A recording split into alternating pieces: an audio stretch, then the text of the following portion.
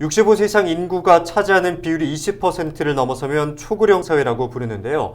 부산은 이미 지난 8월 이 단계에 진입했습니다. 인구 자연 감소에 이어서 청년 인구 유출 현상이 늘어난 것이 원인으로 분석되는데요. 지금까지와는 다른 정책이 도입돼야 한다는 지적이 나오고 있습니다. 보도에 안수민 기자입니다.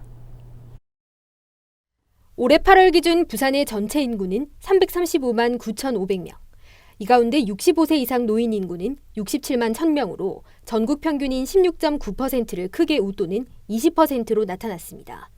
초고령 사회로의 진입을 알린 것입니다. 지난 2015년 전국 7대 특광역시 중 고령 사회로 가장 먼저 진입했던 부산은 이제 특광역시 최초의 초고령 사회가 됐습니다. 반면 도시 활력의 주축인 청년 인구 지표는 이와 완전히 상반됩니다. 고령 인구가 꾸준히 늘어나는 동안 청년 인구는 꾸준히 줄었습니다. 8월 기준 부산의 청년 인구 비율은 18.2%, 7대 특광역시 중 꼴찌 수준입니다.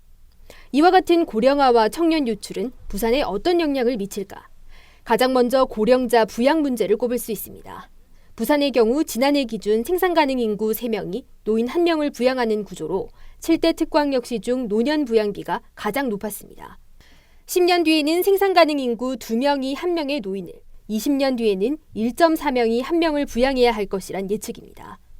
경제의 성장 동력은 약해지고 청년층의 부담은 늘 수밖에 없습니다. 주거나 교육, 보건, 의료 등 사회구조 전반에도 변화가 생깁니다. 부산시는 올해 7월 시차원의 인구정책 기본계획을 발표했습니다.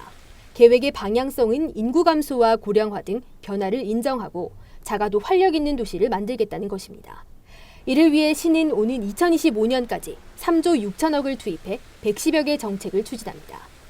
활력을 되찾기 위한 핵심 과제는 시민들이 양질의 일자리를 가지고 부산에 정착하도록 산업 체질을 바꾸고 노인들의 생산활동 범위를 넓히는 것입니다. 헬로티비 뉴스 안수민입니다.